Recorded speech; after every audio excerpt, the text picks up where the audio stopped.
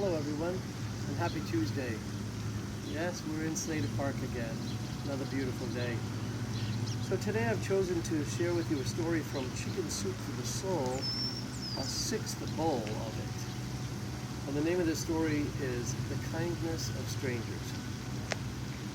We have committed the golden rule to memory. Now let us commit it to life, said Edwin Markham. One summer, I was driving from my hometown of Tahoe City, California to New Orleans. In the middle of the desert, I came upon a young man standing by the roadside. He had his thumb out and held a gas can in his other hand. I drove right by him. Someone else was stopped for him, I reasoned. Besides, that gas can is just a ploy to flag down a car and rob the driver. Several states later, I was still thinking about the hitchhiker. Leaving him stranded in the desert didn't bother me as much as how easily I'd reached the decision. I never even lifted my foot off the accelerator. Does anyone stop anymore? I wondered. There was a time in this country when you'd be considered a jerk if you passed by someone in need. Now you're a fool for helping. With gangs, drug addicts, murderers, rapists, thieves, and carjackers lurking everywhere, why risk it? I don't want to get involved has become a national motto. I thought of my destination, New Orleans, the setting for Tennessee Williams' play, A Streetcar Named Desire. I recalled Blanche Dubois' famous line, I have always depended on the kindness of strangers. The kindness of strangers. It sounds so quaint. Could anyone rely on the kindness of strangers these days? One way to test this would be for a person to journey from coast to coast without any money, relying solely on the goodwill of his fellow Americans. What kind of America would he find?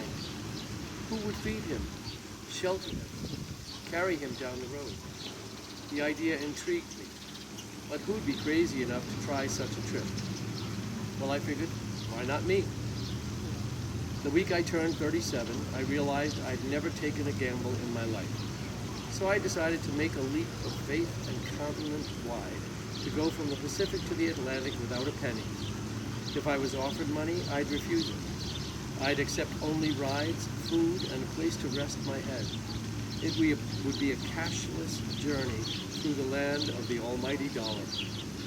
As my final destination, I chose the region of Cape Fear in North Carolina, a symbol of all the fears I'd have to conquer to go the distance. I rose early on September 6, 1994, hoisted a 50-pound backpack on my back, and headed from the Golden Gate Bridge. Then I took a sign from my backpack displaying my destination to passing vehicles.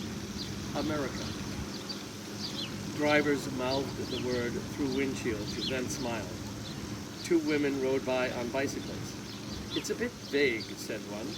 A young man with a German accent wandered up and asked, where is this America? Indeed. For 6 weeks I tried to find out. I hitched 82 rides and covered 4,223 miles across 14 states. As I traveled, I discovered that others shared my fear. Folks were always warning me about someplace else. In Montana, they said, watch out for the cowboys in Wyoming.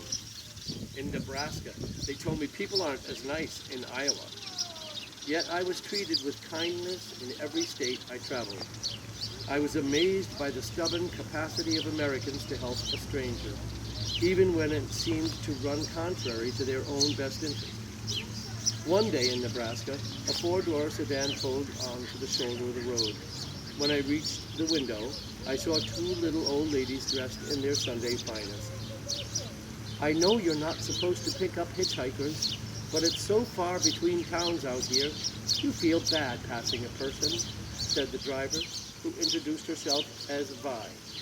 She and her sister Helen were going to see an eye doctor in Ainsworth, Nebraska. I didn't know whether to kiss them or scold them for stopping. This woman was telling me she'd rather risk her life than feel bad about passing a stranger on the side of the road. When they dropped me at a highway junction, I looked at Vi. We both spoke at the same time. Be careful. Once, when I was hitchhiking unsuccessfully in the rain, a trucker pulled over. locking his brakes so hard he skidded on the grass shoulder. The driver told me he was once robbed at knife point by a hitchhiker, but I hate to see a man stand out in the rain, he added. People don't have no heart anymore. I found, however, that compassion was the norm. A middle-aged Iowa couple shepherded me around for an hour, trying to help me find a campground in South Dakota. And then a woman whose family had given me a night's lodging handed me 2 stamped postcards, one to let her know how my trip turned out, and the other to send the next day, telling her where I was so she wouldn't worry about me. Hearing I had no money and would take none, people in every state bought me food or shared whatever they happened to have with them. A park ranger in Ukiah, California, gave me some carrots. A college student handed me sacks filled with organic tomatoes, zucchini, and melons. A woman in Iowa gave me 2 bundles of graham crackers, 2 cans of soda, 2 cans of tuna, 2 apples, and 2 pieces of chicken. A veritable Noah's Ark sack of lunches. The people who had the least to give often gave the most. In Oregon, a house painter named Mike noted the chilly weather and asked if I had a coat. When I replied, a light one, he drove me to his house, rummaged through his garage, and handed me a bulky green Army-style jacket. Elsewhere in Oregon, a lumber mill worker named Tim invited me to a simple dinner with his family in their dilapidated house. He gave me a Bible. Then he offered me his tent. I refused, knowing it was probably one of the most valuable possessions that they had. But Tim was determined that I have it, and finally I agreed to take it. I was grateful to all the people I met for their rides, their food, their shelter, their gifts. But the kindest act of all was when they merely were themselves. One day I walked into a local chamber of commerce in Jamestown, Tennessee. A man inside the old stone building jumped up from his cluttered desk. "Come on in," said Baxter Wilson, 59. He was the executive director. When I asked him about camping in the area, he handed me a brochure for a local campground. "Would you like me to call for you?" he asked. Seeing that it cost $12, I replied, "No, that's all right. I'm not sure what I'm going to do." Then he saw my backpack. "Most anybody around here will let you pitch a tent in their land if that's what you want," he said. Now we're talking, I thought. "Any particular direction?" I asked. "Tell you what, I've got a big farm about 10 miles south of here. If you're here at 5:30, you can ride with me." I accepted, and we drove out to a magnificent country house. Suddenly, I realized he'd invited me to spend the night in his home.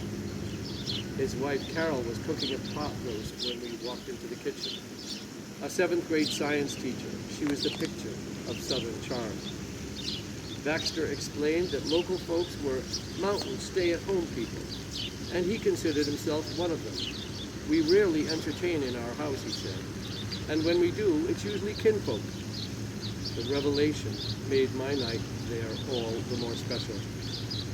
The next morning when I came downstairs, Carol asked if I'd come to her school in Allard to talk to her class about my trip. I told her I didn't want to encourage a bunch of 7th graders to hitchhike across the United States. In fact, in some states, it's illegal. But Carol said the kids should be exposed to what else is out there, the good and the bad. They need to know, she said. I agreed, and before long had been scheduled to talk to every class in the school. All the kids were well-mannered and attentive. Their questions kept coming. Where were people kindest? How many pairs of shoes did I have? Had anybody tried to run me over? Were the pigs' feet as good in any other parts of the country? Had I fallen in love with anyone? And what was I most afraid of? And my favorite, from a meek little girl with glasses and freckles. "You want to eat lunch with us?" Afterward, Carol told me that one of the kids I spoke to was ordinarily quite shy. After class, he came up to her and announced, "I want to grow up to be a journalist and go to all the places that he has been." I was touched. When I left San Francisco, I was thinking only of myself. I never considered that my trip might affect a child in Tennessee. This reminded me that no matter how hard we try, nothing we do is in a vacuum. Although I hadn't planned it this way, I discovered that a patriotic tone ran through the talks that I gave that afternoon. I told the students how my faith in America had been renewed. I told them how proud I was to live in a country where people were still willing to help out a stranger. Then, with only one more state to go, and my journey almost over, a realization hit me. It took giving up money to have the richest experience of my life. I knew that wherever I might go, I would always remember my continental leap of faith and the country that taught me. That was written by a gentleman named Mike McIntyre.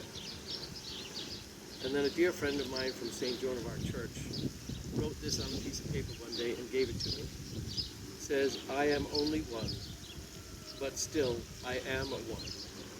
I cannot do everything, but I will not refuse to do what I can." It's amazing how what impact we can have on people's lives just by stepping outside of our own little boxes or our own big boxes, however it may be. Don't be afraid to step outside of your box. Do something amazing and learn from the experience and feel the goodness of God and pride of country at the same time. I love you all. Have a good, beautiful rest of your day, and God bless you.